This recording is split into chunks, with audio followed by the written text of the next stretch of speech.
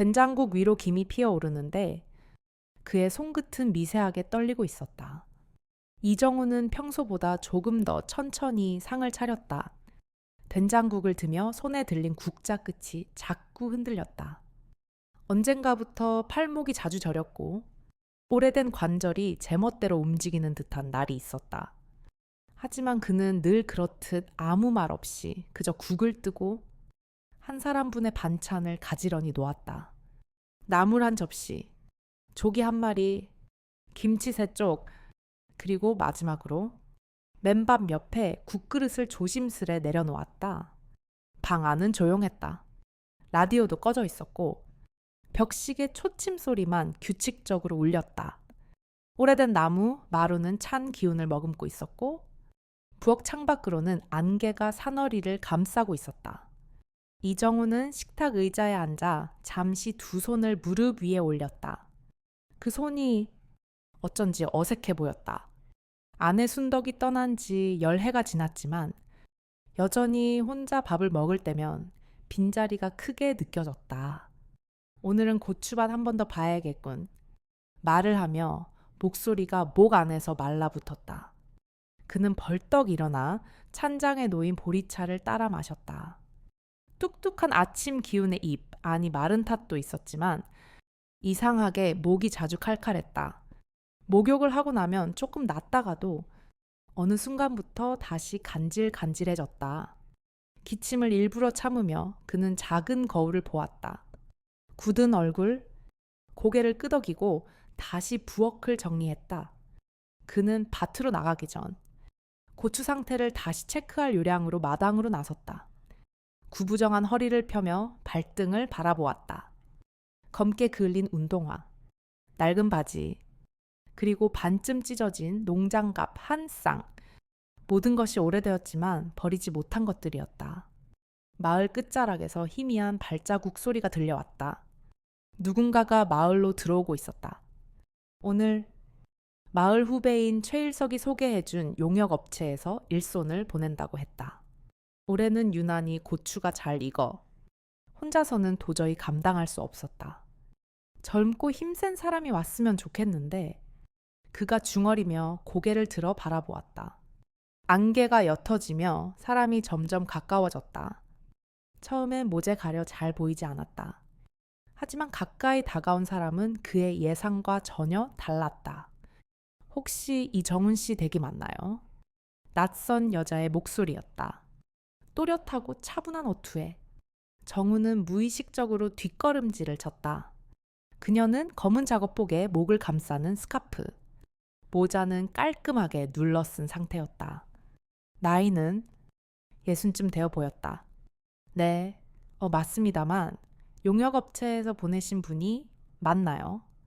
네, 맞아요. 고추 따는 일이라고 들었는데요. 혹시 문제가 있을까요? 여자의 말투는 거슬리지 않았다. 오히려 조심스럽고 또렷했다. 하지만 정우는 입술을 다문 채 잠시 머뭇거렸다. 솔직히 말하자면 실망스러웠다. 힘든 바티를 할 수 있을까 싶었다. 게다가 자신과 비슷한 나이대라니 마음 한켠엔 미안함도 들었다. 아니요, 괜찮습니다. 그런데 정말 괜찮으시겠어요? 이 일이 생각보다 힘들거든요. 그녀는 웃으며 고개를 끄덕였다. 걱정 마세요. 이런 일 익숙해요. 익숙하다는 말이 자꾸 마음에 남았다. 그는 더 묻지 않았다. 대신 밭으로 안내했다. 길가에선 고추들이 바람에 흔들리며 고개를 숙이고 있었다. 고추밭에 도착하자 그는 짧게 설명을 시작했다. 익은 것만 골라 따시면 되고요. 너무 무른 건 빼고 어린 건 건드리지 마세요. 이렇게요. 여자가 고추 몇 개를 조심스럽게 땄다. 손놀림은 단단했고 고추가 다치지 않도록 천천히 움직였다. 정우는 놀라서 바라보았다. 오, 정말 잘하시네요. 어디서 많이 해보신 것 같네요. 여기저기 다니면서 농사일 많이 했거든요. 도시에서 살다가 내려온 지 벌써 3년 됐어요. 정우는 조금 안심한 듯 고개를 끄덕였다. 더 이상 물을 것도 없었다. 두 사람은 각자 줄을 나누어 바티를 시작했다. 햇살이 점점 따가워졌지만 여자는 멈추지 않았다. 정훈이 쉬자고 말해도 고개를 저었다. 괜찮아요. 아직 멀쩡해요. 도리어 정훈이 먼저 땀을 닦으며 숨을 돌려야 할 정도였다. 점심이 가까워졌다. 정훈은 마을 식당에서 도시락을 시켜 먹자고 말했다. 도시락 사오면 간단히 먹고 쉴 수 있어요. 하지만 그녀는 또 고개를 저었다. 제가 뭐라도 해드릴까요? 아침에 챙겨온 게 있어요. 그 말에 정훈은 당황했다. 아내가 떠난 뒤 이 집 부엌은 누구의 손길도 허용되지 않은 공간이었다. 누군가가 그 공간에 들어가는 건 기억을 흔드는 일이었다. 그녀는 이미 준비해온 보따리에서 된장과 채소 몇 가지를 꺼냈다. 낯선 여자지만 그 손길은 낯설지 않았다. 정우는 멍하니 그녀의 뒷모습을 바라보았다. 부엌에서 그녀는 너무도 자연스럽게 움직였다.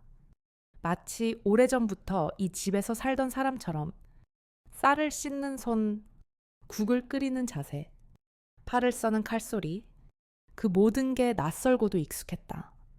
혹시 식당에서 일해보셨어요? 그가 물었다. 아니요.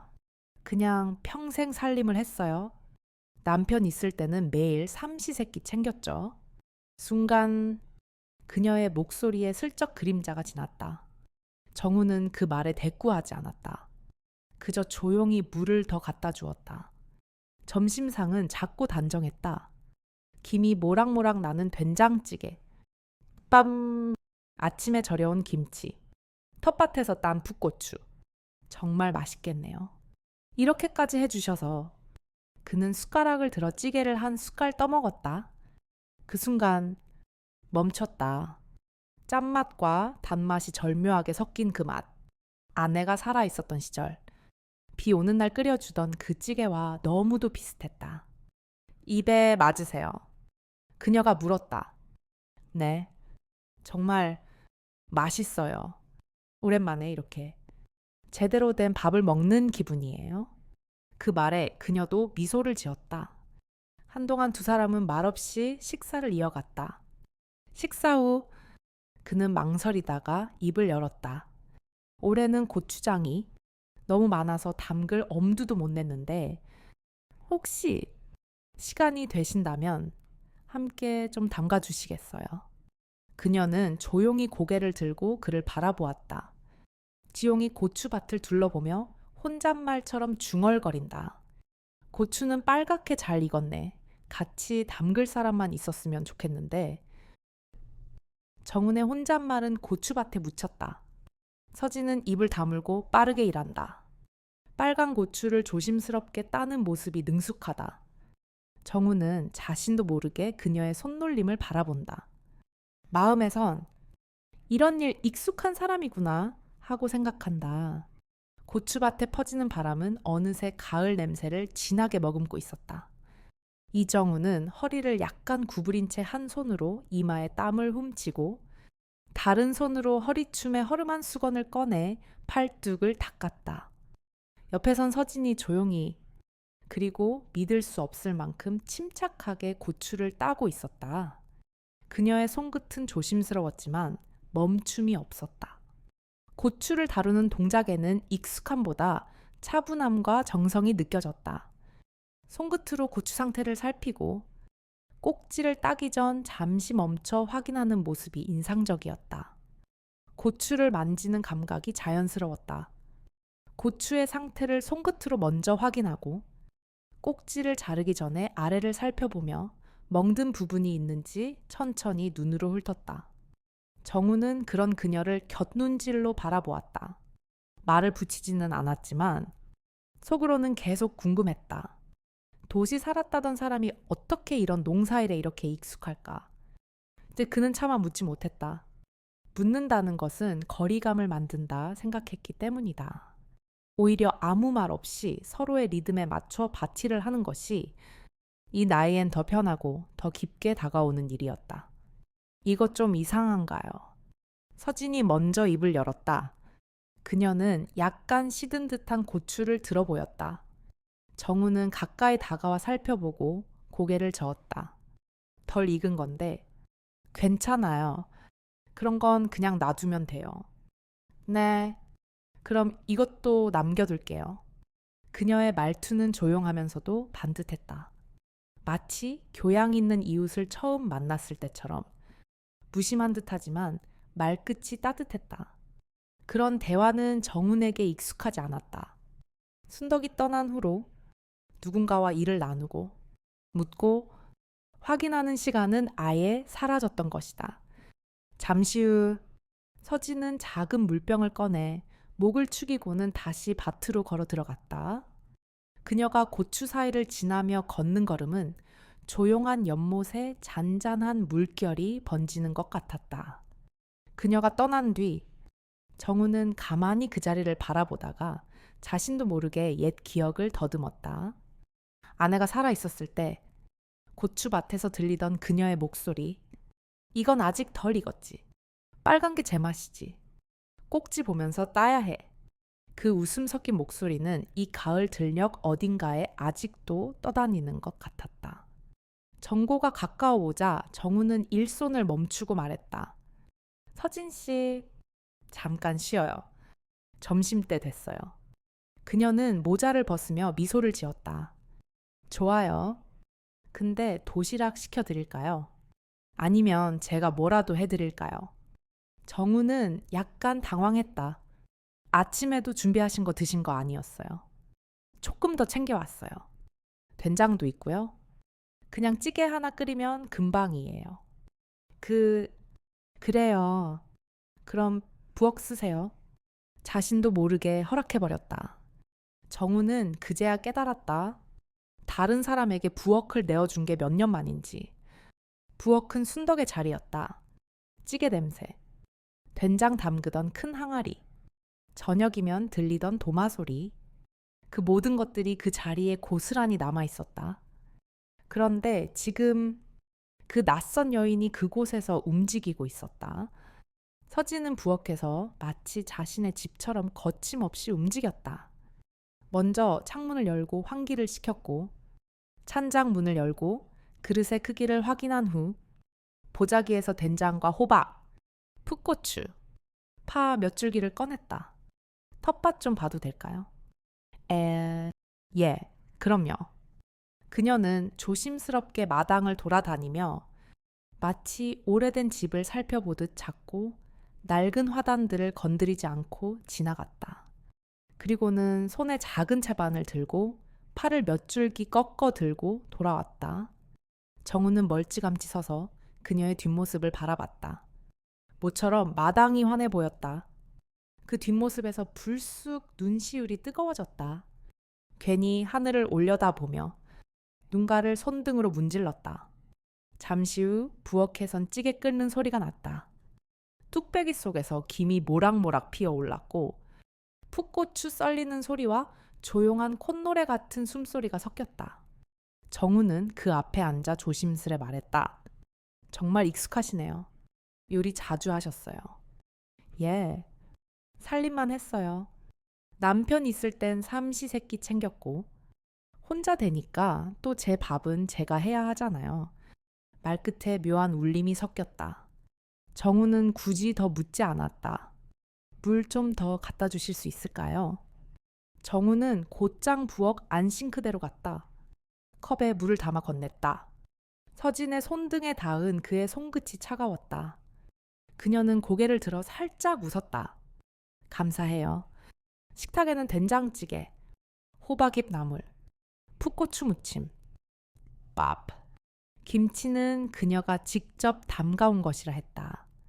정우는 말없이 숟가락을 들어 찌개를 한 입 떴다. 그 순간 움직임이 멈췄다. 순덕이 끓이던 찌개 맛과 너무도 비슷했다. 달지도 짜지도 않은 담백한 그 맛. 무엇보다 그 안에 정성이 있었다. 오래도록 누군가에게 밥을 해준 사람만이 가질 수 있는 손맛이었다. 정말 맛있네요. 오랜만에 먹는 진짜 된장찌개 같아요. 서진은 얼굴을 붉히며 고개를 숙였다. 다행이에요. 입에 맞으셨다니. 식사는 길지 않았다. 말보단 밥그릇 소리와 바람 소리가 더 컸다. 하지만 그 고요 속엔 묘한 따뜻함이 감돌았다. 그들은 밥상을 치운 후 잠시 마주 앉아 있었다. 말은 없었다. 서진은 컵에 보리차를 따랐고 정우는 손끝으로 수저를 천천히 맞췄다. 정우는 괜히 식은 보리차 잔을 만지작거리며 숨을 고르았다. 밖에서는 바람 소리가 창문을 두드렸고 부엌 안에는 된장국 냄새가 옅게 남아 있었다. 그 순간 서진이 조용히 말했다. 조금 낯설죠. 제가 여기 이렇게 있는 게. 그 말에 정우는 고개를 들지 못하고 가만히 미소만 지었다. 둘 사이에는 얇은 투명막 같은 침묵이 흘렀다. 편안하면서도 어딘가 어긋난 느낌이었다. 그는 괜히 라디오를 켜보려다 다시 손을 거두었다. 그 순간을 지나면 다시는 돌아오지 않을 것 같은 기분. 서진은 컵을 가만히 돌리며 시선을 내렸다. 그렇게 한참 말 없는 시간이 흘렀다. 식사를 마친 후 정우는 밥상을 치우며 조심스럽게 말했다. 올해는 고추장도 그냥 안 담그고 지나가려고 했는데 고추도 많고 혹시 도와주실 수 있을까요? 서진은 잠시 말이 없었다. 그리고는 고개를 들고 그를 바라보았다. 고추는 빨갛게 잘 익었네. 같이 담글 사람만 있었으면 좋겠는데 그 말이 바람 속에 사라진다. 다음 날 아침 정우는 일찍 눈을 떴다. 창문 너머로 희뿌연 안개가 깔려 있었고 바람 소리가 창살을 건드렸다. 그는 여느 때처럼 부엌으로 나가 조용히 물을 끓이기 시작했다. 어제 먹고 남은 된장찌개를 데워 점심 도시락을 싸줄까 싶었지만 찌개 뚜껑을 여는 순간 무언가 이상했다. 찌개 냄새는 변함없었지만 어제의 온기가 어디로 갔는지 묘하게 서늘하게 느껴졌다. 오늘은 내가 점심을 해드려야지. 혼잣말을 중얼거리며 조심스럽게 찌개를 덜어내려던 그때였다. 마당 쪽에서 들리는 낯선 목소리. 이정훈 씨 계세요. 낯선 남자의 소리였다. 정훈은 잠시 찌개를 내려두고 마당으로 나갔다. 거기엔 40 중반쯤 되어 보이는 남자가 작업복을 입고 서 있었다. 얼굴은 익숙하지 않았다. 네, 저인데요. 누구시죠? 아, 안녕하세요. 용역 업체에서 보낸 김철수라고 합니다. 오늘부터 고추 따는 일 도와드리러 왔어요. 정우는 멍하니 서 있었다. 잠깐만요. 어제 여자분이 와서 일했는데요. 그분은 어디 가셨나요? 철수는 잠시 말문을 막더니 어색한 웃음을 지으며 대답했다. 아, 그분 말씀하시군요. 용역 업체랑 뭔가 문제가 있었다고 들었어요. 갑자기 다른 농장으로 배정됐다고 하더라고요. 문제라니. 어떤 문제요? 자세한 건 저도 잘 몰라요. 회사에서도 그냥 바뀌었다고만 얘기했어요. 정우는 뭔가 불편한 감정이 밀려오는 것을 느꼈다. 서진이 아무 말 없이 떠났다는 사실이 불안하게 다가왔다. 어제만 해도 함께 고추장을 담그자고 했던 사람이었다.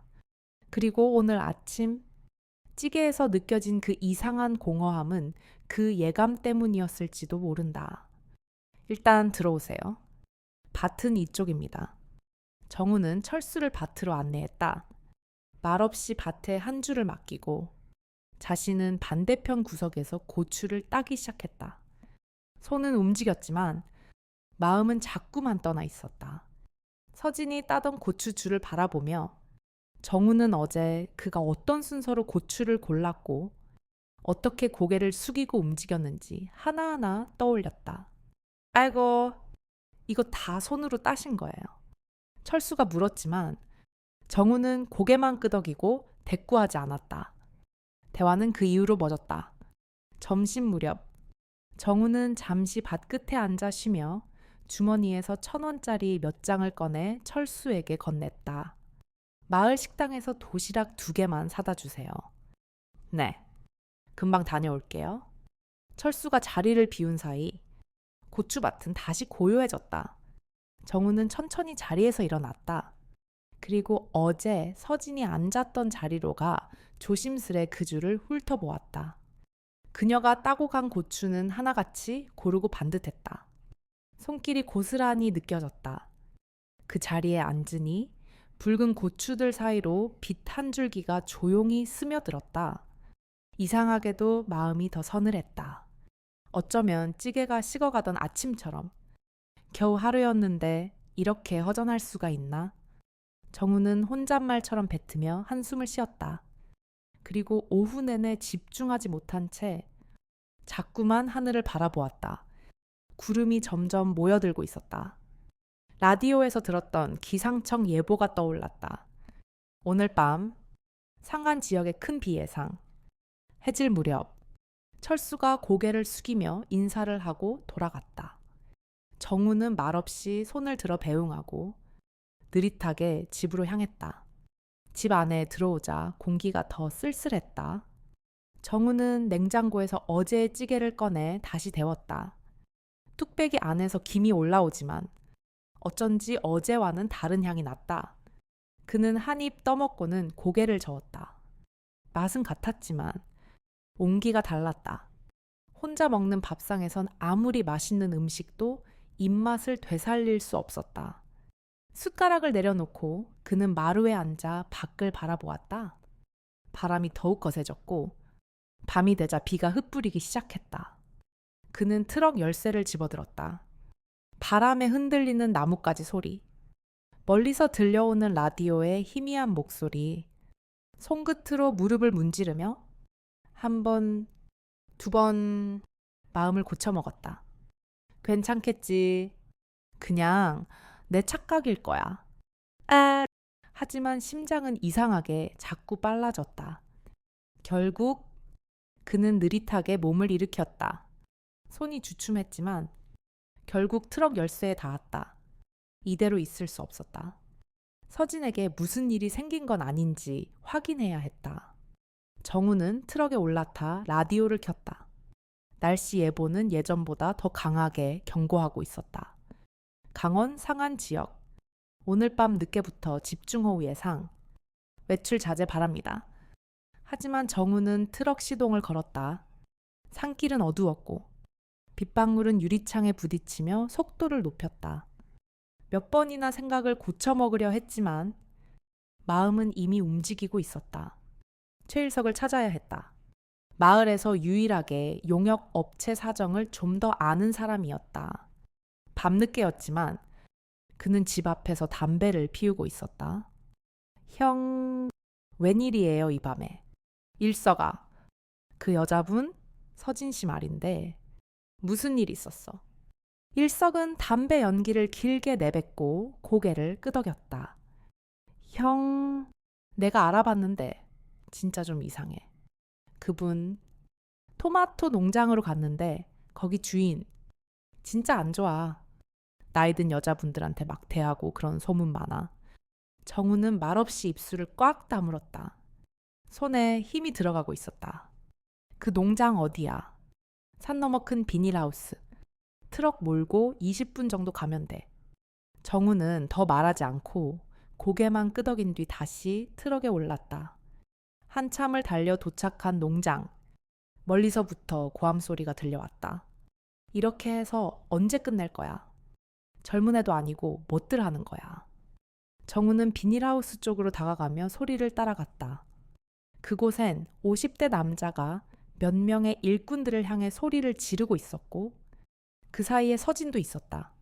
고개를 숙이고 일하던 그녀는 고함 소리에 움찔했지만 대꾸하지 않았다. 일은 못하면서 시간만 잡아먹고 정우는 참지 못하고 앞으로 나섰다. 뭐 하시는 겁니까? 남자가 돌아보며 정훈을 흘겨봤다. 당신 누구야? 여기 관계자야. 그분은 제가 아는 분입니다. 이렇게 말씀하시는 건 아닌 것 같습니다. 아는 분이면 데려가세요. 일도 못하면서 괜히 말만 많고. 정훈의 얼굴이 붉어졌다. 하지만 그는 흥분하지 않았다. 그저 조용히 서진에게 다가가 손을 내밀었다. 서진 씨, 괜찮으세요? 그녀는 놀라서 고개를 들었다. 정훈 씨, 어떻게 여기까지? 걱정돼서 왔습니다. 일 그만하세요. 같이 갑시다. 아직 끝나지 않았는데 됐습니다. 가요. 정우는 그녀의 손을 잡고 조용히 농장 밖으로 걸어 나갔다. 뒤에서 무슨 소리가 들렸지만 그는 듣지 않았다. 중요한 건 오직 서진이 이곳에서 벗어나는 것이었다. 트럭에 올라탄 두 사람은 한참 말이 없었다. 비는 여전히 거세게 내리고 있었다. 서진은 창밖을 바라보다 작은 목소리로 말했다. 정말 고마워요. 근데 이렇게까지 하시면 정훈 씨만 손해보는 거 아닌가요? 정훈은 운전대를 움켜쥐며 말했다. 무슨 손해요? 어차피 고추 따야 하잖아요. 함께 하면 되죠? 그 말에 서진은 가늘게 숨을 내쉬었다. 조금 후 그녀의 손등에 비친 희미한 트럭 불빛 아래서 눈물이 반짝였다. 라디오에서 다시 경고가 흘러나오고 있었다. 강원 상안 지역. 오늘 밤 11시경부터 시간당 40mm 이상의 비가 예상됩니다. 침수 피해 유의하시기 바랍니다. 그리고 정우는 브레이크를 밟으며 말했다. 트럭이 고추밭이 있는 마을로 들어서자 익숙한 풍경이 보였어요. 이상하게도 마음이 편안해졌죠. 다음날 아침 부엌에 밥 짓는 냄새가 퍼진다. 정훈이 조심히 방문을 열자 서진이 등 돌린 채 된장을 휘젓고 있다. 아무 말도 없지만 그 부엌 풍경은 오래전 일상처럼 따뜻하다. 잠결에 뭔가 익숙한 냄새가 코끝을 스쳤다. 된장과 밥, 그리고 은근한 나물의 향기. 정우는 천천히 눈을 떴다. 침대에 누운 채로 한참을 멍하니 천장을 바라보다가 문득 어젯밤이 떠올랐다. 비는 여전히 창밖을 때리고 있었고 방 안엔 묘하게 새로운 온기가 감돌고 있었다. 그는 조용히 일어나 거실로 나가려다 문틈 사이로 서진의 뒷모습을 보았다. 부엌 불빛 아래 그녀는 조용히 냄비를 젓고 있었다. 파를 썰고 호박을 넣고 조심스럽게 국간장을 떨어뜨리는 손, 그 모습이 마치 순덕이 생전에 아침을 준비하던 그 시간과 겹쳐졌다. 하지만 또 다르게 느껴졌다. 조심스럽지만 당당했고 멈춤 없이 자연스러웠다. 벌써 일어나셨어요. 서진이 조용히 물었다. 네. 냄새가 너무 좋아서요. 더 주무시지. 평소에도 일찍 일어나요. 습관이라서 오늘 아침은 제가 준비할게요. 그녀는 그렇게 말하며 냄비 뚜껑을 덮고 고개를 돌렸다. 어젯밤 농막에 물이 새어 결국 정훈의 집에서 함께 머물게 된 후로 처음 마주하는 아침이었다. 불편하진 않으셨어요. 정훈이 물었다. 아니요. 따뜻했고 덕분에 잘 잤어요. 정훈은 고개를 끄덕이고 마루에 앉아 신문을 꺼내 펼쳤다. 손에 잡히는 활자보다 훨씬 크게 가슴을 두드리는 것은 부엌에서 들려오는 조리도구 소리였다. 그 소리에 묘한 안정감이 있었다. 그동안 아무도 밥을 차려주는 일이 없었다. 아침이 되어도 그저 대충 식은 밥에 김치 몇 점, 보리차 한 잔이면 끝이었는데 누군가가 집 안에서 자신을 위해 뭔가를 준비하고 있다는 사실이 몸을 풀리게 했다. 식탁 위엔 따뜻한 밥, 호박된장국, 김치, 두부조림, 풋고추가 차려졌다. 둘은 마주 앉아 조용히 밥을 먹기 시작했다. 농막 상태는 많이 안 좋았죠. 정훈이 조심스레 물었다. 예. 천장에서 물이 여러 군데서 새더라고요. 아예 이불까지 젖었어요. 오늘 낮에 한번 가서 봐야겠네요. 정비 좀 해야죠. 아직 일 있으신데. 괜찮아요. 어차피 서진 씨 주무실 공간이니까. 그 말에 서진은 고개를 숙였다. 잠시 숟가락을 내려놓더니 작은 목소리로 말했다. 정말 괜찮으세요. 계속 이 집에 머무는 거요. 정우는 한 박자 늦게 대답했다. 괜찮아요. 오히려 좋아요. 집이 덜 조용하니까 그 말에 서진은 조용히 웃었다. 그 웃음은 감사도, 위로도, 기쁨도 아닌 단지 오래된 무게를 내려놓은 사람만이 지을 수 있는 얼굴이었다. 아침 식사 후 두 사람은 고추밭으로 나갔다. 비로 인해 흙은 조금 질척였지만 고추 상태는 나쁘지 않았다. 수확을 계속하기엔 좋은 날씨였다. 둘은 한 줄씩 맡아 말없이 고추를 따기 시작했다. 이렇게 빨갛게 익은 고추를 보면 신기하지 않으세요? 서진이 먼저 말을 꺼냈다. 예. 특히 이렇게 고르게 익은 해는 흔치 않죠. 올해는 정말 풍년 같아요. 그러게요. 마치 뭔가를 기다리고 있었던 것처럼 익었네요. 정우는 그녀의 말을 곱씹었다. 뭔가를 기다리고 있었다는 말. 그것은 고추가 아니라 어쩌면 자신이었는지도 몰랐다. 점심시간이 다가오자 정훈이 제안했다. 오늘 점심은 밖에서 도시락 말고 밭 옆에서 간단히 먹는 게 어때요? 간단히라도 좋아요. 그럼 제가 준비해 볼게요. 서진은 밭 가장자리에 돗자리를 깔고 보자기에 싸온 반찬들을 하나씩 꺼냈다. 도시락통에 든 김밥, 삶은 계란, 오이무침, 그리고 작은 병에 담긴 매실차까지. 이건 제가 만든 매실청이에요. 봄에 담근 거라서 아직 신선해요. 정우는 병을 조심스레 열고 향을 맡았다. 달큰한 향기와 함께 마음이 풀어졌다. 햇볕이 따가웠지만 바람은 서늘했다. 그 바람에 매실향이 실려 퍼졌다. 식사 도중 정우는 말없이 한동안 서진을 바라보다가 조심스럽게 물었다. 서진 씨는 어떻게 이런 일들을 시작하게 됐어요? 전국을 돌면서 농사일을 한다는 게. 서진은 한동안 대답이 없었다. 대신 손에 쥐고 있던 매실차 병을 닫으며 먼 산을 바라보았다. 서울에 살았어요. 남편이 사업을 했고 저는 그냥 집안 살림하고요. 평범했죠. 그녀는 조용히 말을 이었다. 근데 남편이 잘못된 보증을 섰어요. 빚이 순식간에 쌓였죠. 결국 남편은 떠났고요. 저는 남은 것들을 정리하고 어떻게든 갚아야 했어요. 정우는 그녀를 바라보며 조심스레 입을 열었다. 혼자서 다 감당하신 거네요. 네. 살려면 해야 했으니까요. 이 일도 그렇게 시작했어요. 하루하루 다른 데로 가서 일하고 며칠 지나면 또 다른 데로 마음 둘 곳 없이. 그 말에 정우는 고개를 숙였다.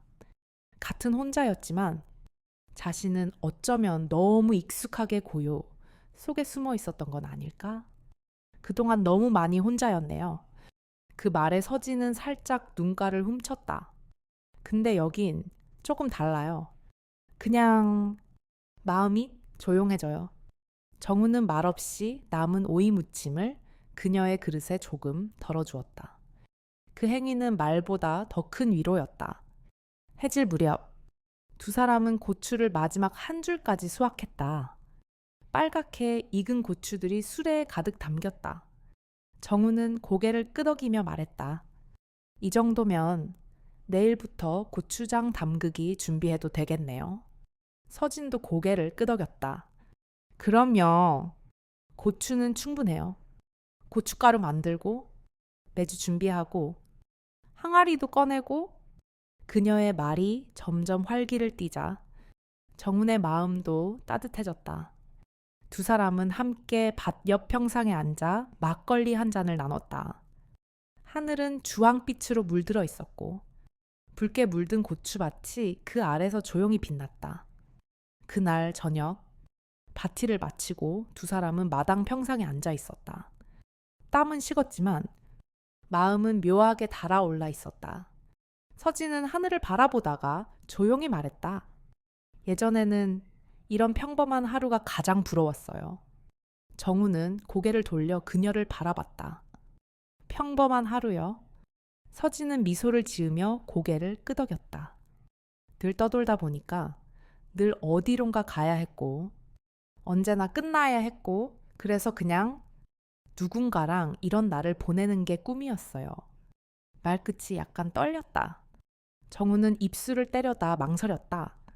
그는 괜히 손에 쥔 컵을 만지작거렸다. 그럼 그동안은 말끝을 잊지 못하고 조용히 숨을 내쉬었다. 서진은 그 눈치를 읽었는지 작게 웃었다. 괜찮아요. 누구나 사는 방식이 다르니까요. 말은 그렇게 했지만 둘 사이엔 가벼운 오해 같은 공기가 흘렀다. 그렇게 조용히 별이 하나둘 떠오르는 하늘 아래 둘은 말없이 앉아 있었다. 그리고 서진이 조심스레 말을 꺼냈다. 그럼 이 고추장은 우리 둘 이름 써서 붙일까요? 정우는 말없이 라벨지와 연필을 들었다. 서진이 조심스레 묻는다. 그럼 이 고추장은 우리 둘 이름 써서 붙일까요? 정우는 대답 대신 라벨지에 연필을 든다. 마을 회관, 하얀 천으로 덮은 테이블, 고추장 한 가리 하나, 마을 주민들의 소소한 박수, 정훈과 서진은 정장도 한복도 없이 편한 옷차림으로 앉아있다. 이른 아침부터 회관 앞에는 조용한 분주함이 흘렀다. 마을 사람 몇몇이 의자를 나르고 평소 잔칫날 쓰던 접이식 상들이 펼쳐졌다. 정우는 손에 작은 항아리를 들고 천천히 걸었다. 그 뒤로 서진이 따라왔다. 두 사람 모두 수수한 옷차림이었지만 얼굴에는 은은한 긴장이 어렸다. 최일석이 사회를 맡았다. 야, 우리 장곡리에서 보기 드문 일입니다. 조용한 결혼식, 그리고 아주 따뜻한 고추장 한 항아리로 시작되는 인연입니다. 말에 웃음이 퍼졌다.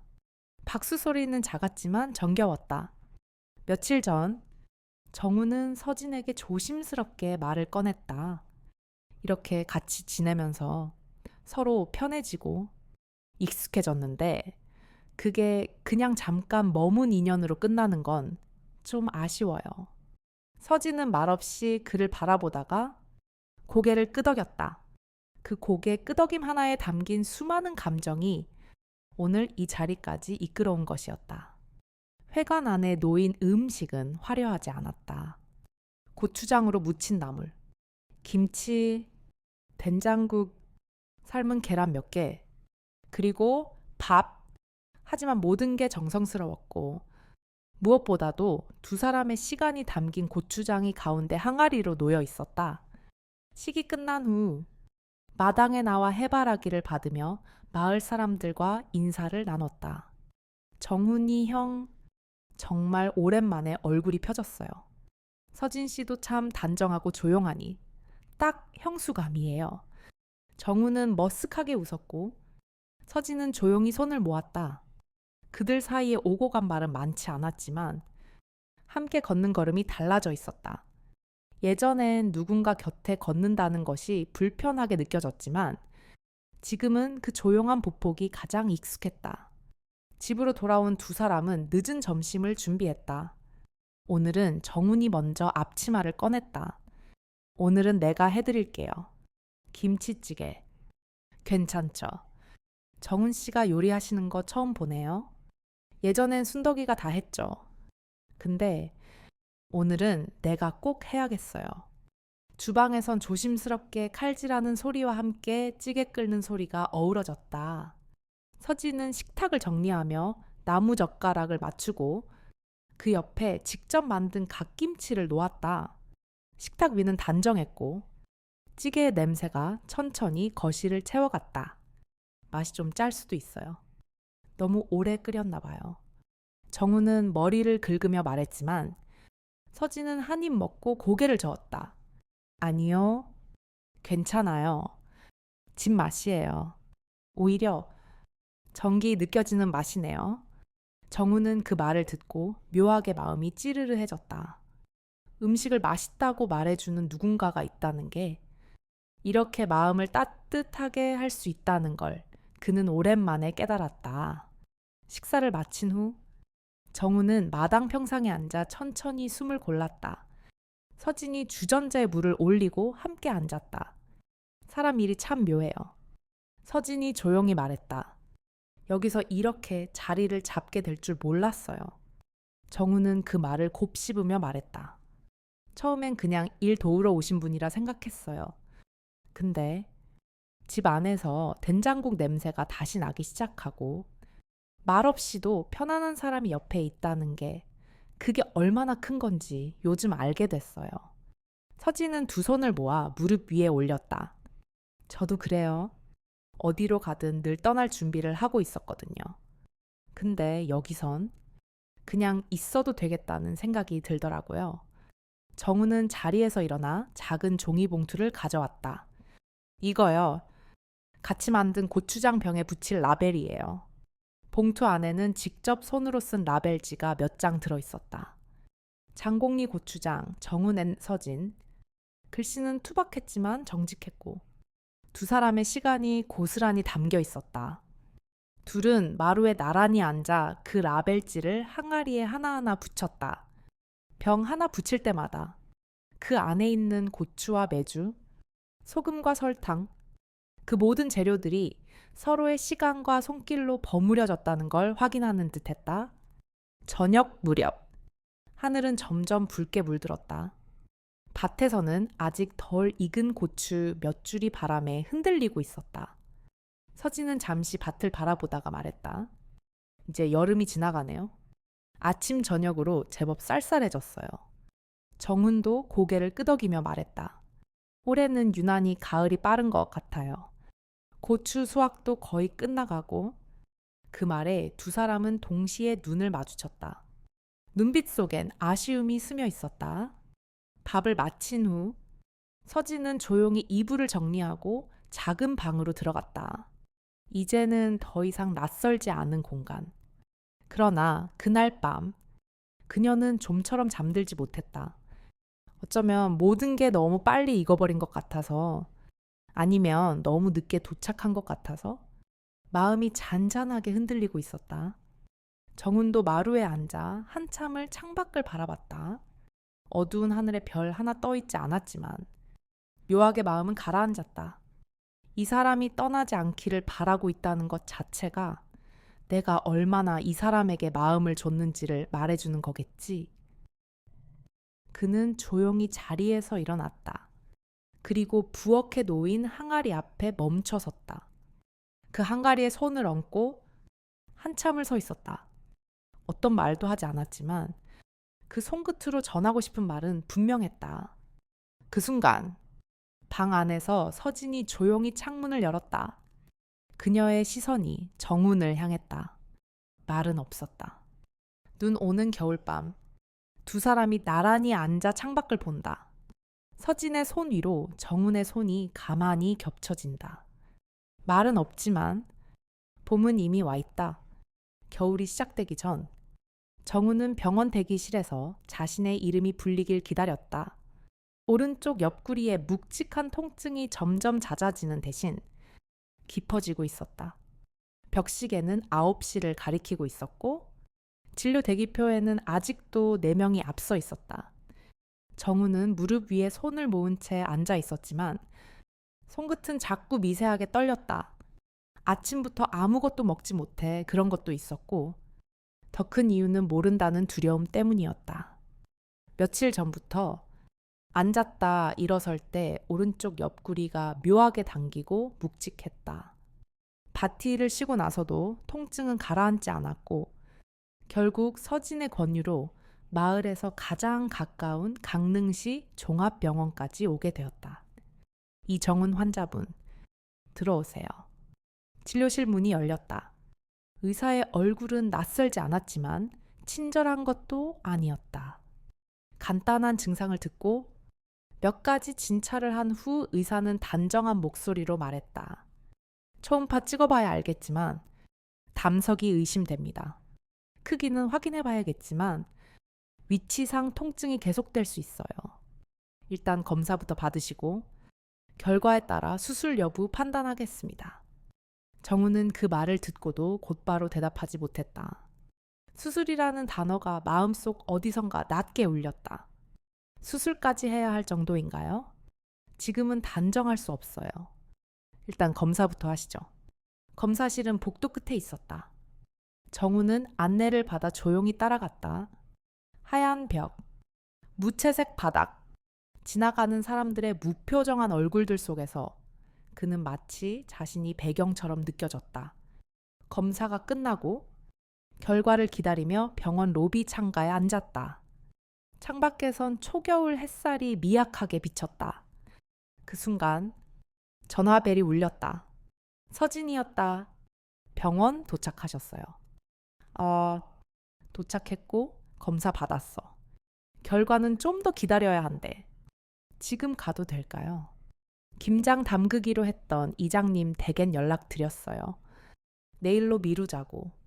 정우는 입을 열까 말까 망설이다가 조용히 말했다. 응, 맞아. 같이 있으면 좋을 것 같아. 한참을 창밖만 바라보고 있자 서진이 도착했다. 붉은 목도리에 갈색 코트를 입고 작은 보온병 하나를 들고 있었다. 뜨끈한 미숫가루예요.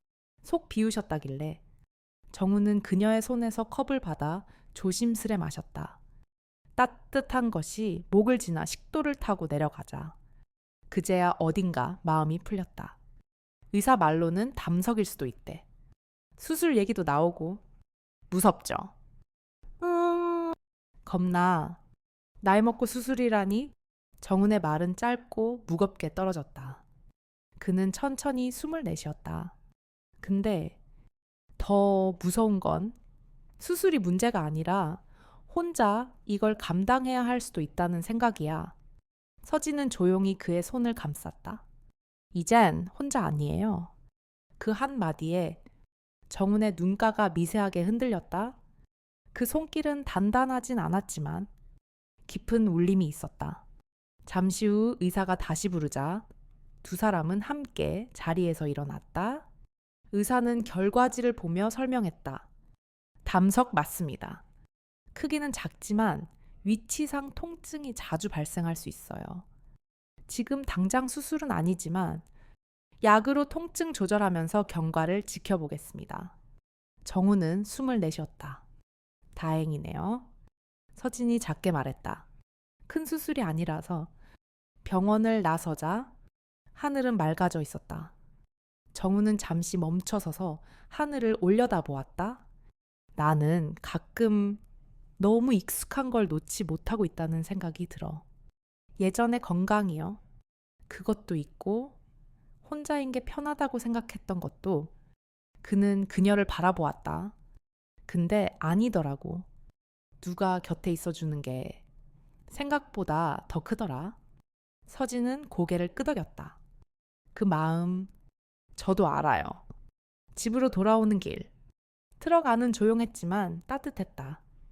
라디오는 겨울 노래를 틀고 있었고 서진은 조용히 따라 흥얼거렸다. 정우는 운전대 위로 내려온 햇빛을 보며 마음을 다잡았다. 저녁 무렵 집에 도착한 정우는 먼저 부엌으로 향했다. 서진이 따뜻한 국을 끓이자고 했고 그는 냄비에 다시마를 넣으며 물을 끓였다. 거실에서 라디오가 조용히 흘러나오고 있었고 밖에선 첫눈이 내리고 있었다. 첫눈이네요. 서진이 창문을 열며 말했다. 하얀 게 조용히 내려요. 정우는 그녀 옆에 다가가 창밖을 함께 바라보았다. 바람은 차가웠지만 집 안은 조용히 따뜻했다. 그리고 그날 밤 그는 조심스레 서랍장을 열고 낡은 봉투 하나를 꺼냈다. 오래된 보험 증서와 가족 사진, 그리고 순덕과 함께 찍은 마지막 여행 사진이 담긴 봉투였다. 그는 그 사진을 꺼내어 마루에 앉았다. 사진 속의 자신은 조금 더 젊고 옆엔 순덕이 활짝 웃고 있었다. 정우는 조용히 말했다. 미안해. 그리고 고마웠어. 사진을 천천히 접고 다시 봉투에 넣었다. 그리고 서랍을 닫고 작은 상자 하나를 꺼내 들었다. 그 안에는 오래전부터 보관해둔 반지가 들어있었다. 그가 그것을 꺼내 손바닥에 올려놓자 조용히 문이 열렸다. 서진이 조심스럽게 들어왔다. 그는 고개를 들고 그녀를 바라봤다. 이 반지 서진 씨, 받아줄래요? 그리고 그녀가 입을 열기 전 정우는 덧붙였다. 이건 약속이에요. 혼자 두지 않겠다는. 정훈이 조심스레 반지를 건넨다. 그 순간 서진의 눈빛이 흔들리고 그녀는 천천히 손을 내민다. 처음엔 고추밭이었다.